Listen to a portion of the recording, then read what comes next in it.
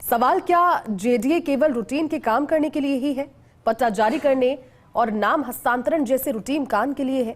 ऐसे ही अवधि पार प्रकरणों के लिए जेडीए ने आज लगाया है शिविर लगाकर बकाया प्रकरणों का निस्तारण करना तो अच्छी बात है, लेकिन विशेषज्ञ कहते हैं कि और भी कई महत्वपूर्ण कार्यों पर फोकस की जरूरत है। बारिश के दौरान शहर की सड़कें इस तरह से उधड़ी हुई है, हाईकोर्ट को मामले में दखल देते हुए स्वतः प्रेरित संज्ञान लेना पड़ा।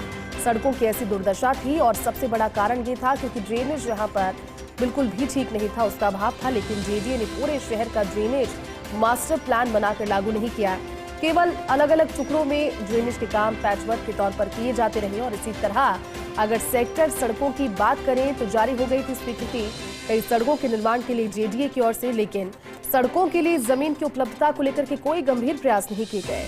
एयरपोर्ट की 200 फीट जैसी महत्वपूर्ण सड़कों की भी पूरी तरह से राह नहीं खुली। नगर नियोजन की बात अगर करें तो मौजूदा मास्टर प्लान को तो खत्म होना था, लेकिन इसी सितंबर में खत्म होने के बावजूद बढ़ा दी गई इसकी अवधि।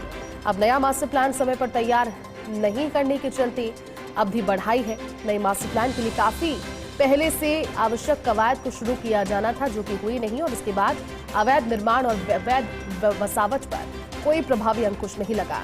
प्रवर्तन शाखा में इनको लेकर के शिकायतें आ रही थी, जिनका समय पर निस्तारण नहीं हुआ। ऐसे में सवाल उठता है कि क्या जेडीए और सरकार मिलकर इन पर विचार कर जेडीए शहर के नियोजित और गुणवत्तापूर्ण विकास के लिए सार्थक प्रयास करेगा? एसोसिएट एडिटर अभिषेक श्रीवास्तव जुड़े हैं। अभिषेक जी, वाकई में सवाल कई सारे हैं क्योंकि रूटीन काम तो है ही है, वो तो करने ही है, लेकिन जब बात शहर के विकास की होती है और इस तरह की समस्याएं जो मानसून में शहरवासियों ने देखी वो एक्सेप्शनल नहीं थी, वो की जा सकती थी अगर समय रहते उनके लिए एक प्लान बनाया गया होता, लेकिन फिलहाल कहीं ना कहीं बड़ी खामी भी नजर आई है। क्या पूरी रिपोर्ट और कह रही है अभिषेक जी?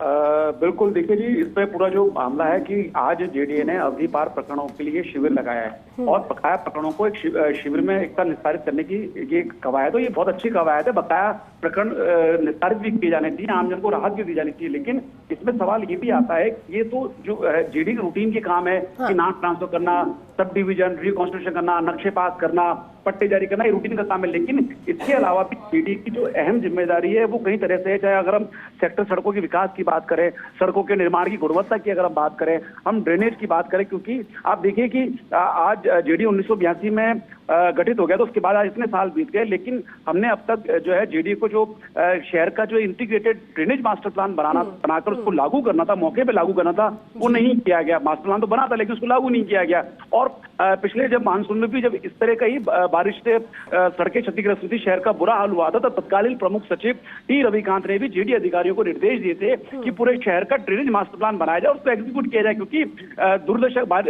सड़कों की दुर्दशा का सबसे बड़ा जो कारण है वो बारिश का जो पानी है उसका अधिक समय तक सड़कों पर जमाव है। वहां ड्रेनेज की समस्या है अधिकतर शहर में, तो उसके लिए प्लान बनाना था, वो प्लान अब तक नहीं बनाया गया है। सेक्टर सड़कों की बात अगर करें तो सेक्टर सड़कों का जेडीए आयुक्त आनंदी की ओर से लगातार स्वीकृति दी जा रही है। पिछले दिनों सेक्टर सड़कों की समीक्षा भी की गई थी, लेकिन सेक्टर सड़क जिस पर बनेगी, जो धरातल चाहिए, जो जमीन चाहिए, उसकी उपलब्धता को लेकर जो गंभीर प्रयास किए जाने चाहिए वो उसकी कमी दिखाई देती है।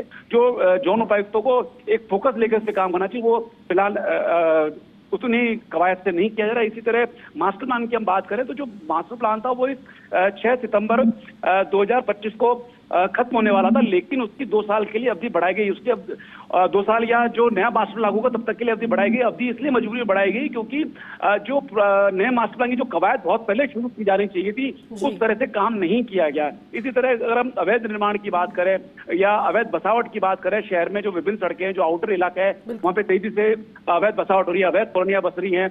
और जेडीए के पास जो प्रवर्तन दस्ता है उसके पास भी जो प्रवर्तन अधिकारी है उनकी कमी है, स्टाफ कमी है, तो वो भी एक कारण। तो इसलिए ये सारी चीजों को अगर हम देखें तो नियोजित विकास की हम बात करें या गुणवत्तापूर्ण विकास की बात करें तो वो भी जेडीए की अहम जिम्मेदारी है और इसके लिए जेडीए और सरकार दोनों इस पर काम करेंगे। एक्सपर्ट यही कहते हैं कि अगर दोनों मिलकर काम करेंगे तो इस समस्या को दूर किया जा सकता है। और जेडीए जो 1982 में जिस उद्देश्य के लिए गठन किया गया था, शहर के समेकित विकास के लिए जिस तरह से गठन किया गया था, वो उद्देश्य पूरा हो पाएगा। जी बिल्कुल, आप ठीक कह रहे हैं। शुक्रिया अभिषेक जी इससे बातचीत के लिए।